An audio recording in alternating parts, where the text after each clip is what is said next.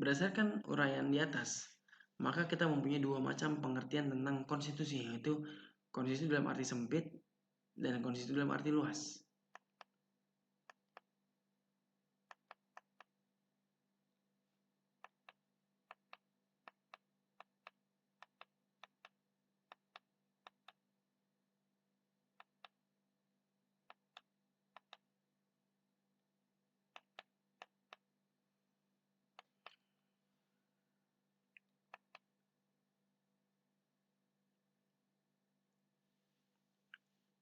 Ya, lanjut. Konstitusi dalam arti sempit. Konstitusi merupakan suatu dokumen atau seperangkat dokumen yang berisi aturan-aturan dasar untuk menyelenggarakan negara. Sedangkan konstitusi dalam arti luas adalah konstitusi merupakan peraturan baik tertulis maupun tidak tertulis yang menentukan bagaimana lembaga negara dibentuk dan dijalankan. Jika kita mengartikan konstitusi secara sempit, yakni sebagai suatu dokumen atau seperangkat dokumen, maka kerajaan Inggris tidak memiliki konstitusi yang termuat dalam satu dokumen tunggal. Inggris tidak memiliki dokumen single care konstitusional. Konstitusi Inggris adalah himpunan hukum dan prinsip-prinsip Inggris yang diwujudkan dalam bentuk tertulis dalam undang-undang, keputusan pengadilan, dan perjanjian. Konstitusi Inggris juga memiliki sumber tidak tertulis lainnya, termasuk parlemen, konstitusional, dan hak-hak istimewa kerajaan. Oleh karena itu, kita harus mengambil pengertian konstitusi secara luas sebagai suatu peraturan, tertulis maupun tidak tertulis, yang menentukan bagaimana negara dibentuk dan dijalankan. Jika demikian, kerajaan Inggris memiliki konstitusi. Negara tersebut bukan satu-satunya negara yang tidak memiliki konstitusi tertulis. Negara lainnya diantaranya adalah Israel dan Selandia Baru.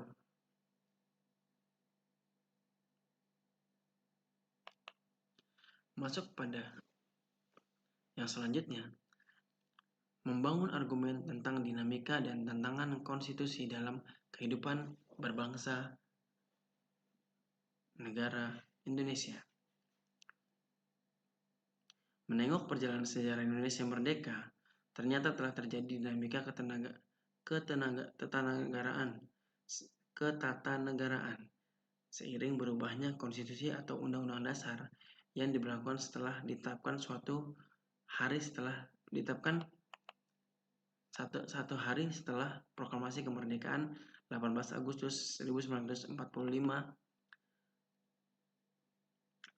Undang-Undang Negara Republik Indonesia 1945 mulai berlaku sebagai hukum dasar yang mengatur kepada kehidupan ketatanegaraan Indonesia dengan segala keterbatasannya.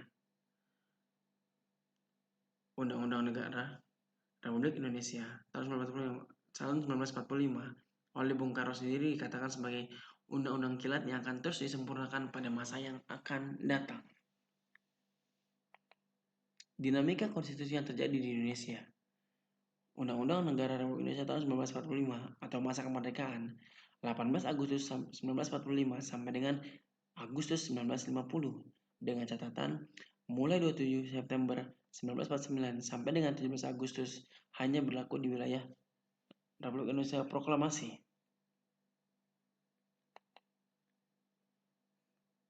Selanjutnya, Konstitusi RIS atau Republik Indonesia Serikat 1949, 27 Desember sampai dengan 17 Agustus 1950.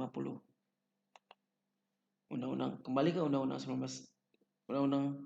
Darurat Sementara tahun 1950, 17 Agustus 1950 sampai dengan 5 Juli 1959. Masuk pada Undang-Undang Negara Indonesia tahun 1945, kembali lagi ke Undang-Undang Dasar pada masa Orde Lama, berlaku sejak 5 Juli 1959 sampai dengan 1965. Selanjutnya Undang-Undang Negara Republik Indonesia tahun 1945 pada masa Orde Baru dari tahun 1966 sampai dengan 1998.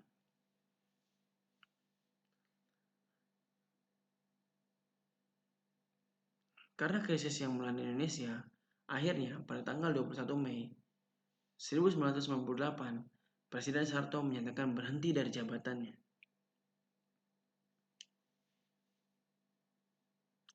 Berhentinya Presiden Soeharto menjadi awal era reformasi di tanah air dan berlangsung sampai dengan saat ini. Pada awal era reformasi, pertengahan tahun 1998, muncul berbagai tuntutan reformasi di Indonesia.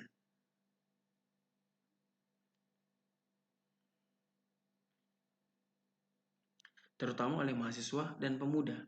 Beberapa tuntutan reformasi itu adalah mengamandemenkan Undang-Undang Negara Republik Indonesia tahun 1945, menghapus doktrin difungsi ABRI, menegakkan supremasi hukum, penghormatan HAM, serta pemberantasan korupsi, kolusi, dan nepotisme, melakukan desentralisasi dan hubungan yang adil antara pusat dan daerah, mewujudkan kebebasan pers, dan mewujudkan kehidupan demokrasi.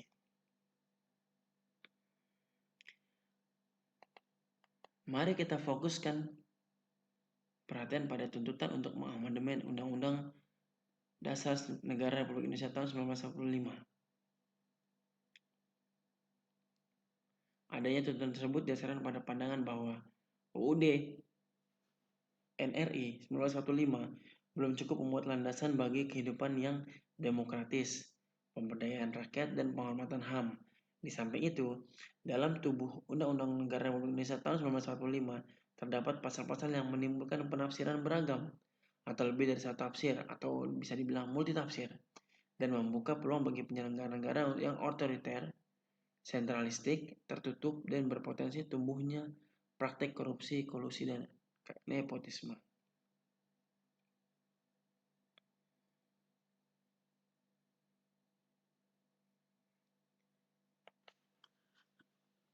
Mendeskripsikan esensi dan urgensi konstitusi dalam kehidupan berbangsa dan bernegara.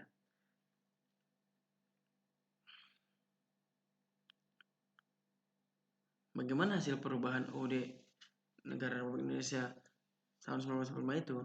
Setelah melewati proses yang cukup panjang, akhirnya MPR RI berhasil melakukan perubahan Undang-Undang Dasar Negara Republik Indonesia tahun 1945. Perubahannya yang pada mulanya merupakan tuntutan reformasi, dalam perjalanannya telah menjadi kebutuhan seluruh komponen bangsa.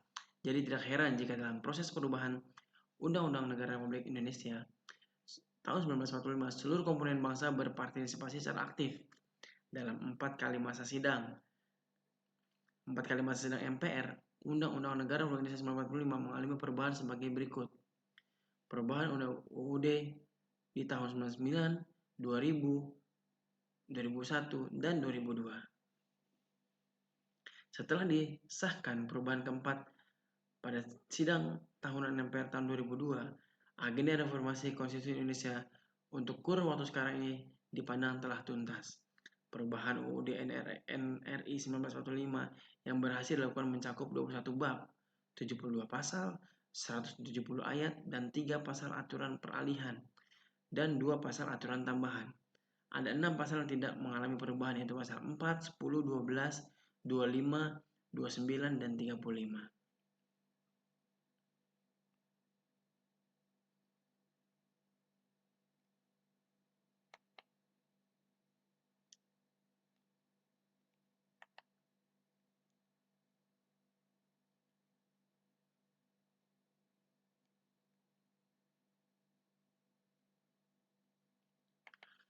Dalam negara modern, penyelenggaraan kekuasaan negara dilakukan berdasarkan hukum dasar konstitusi.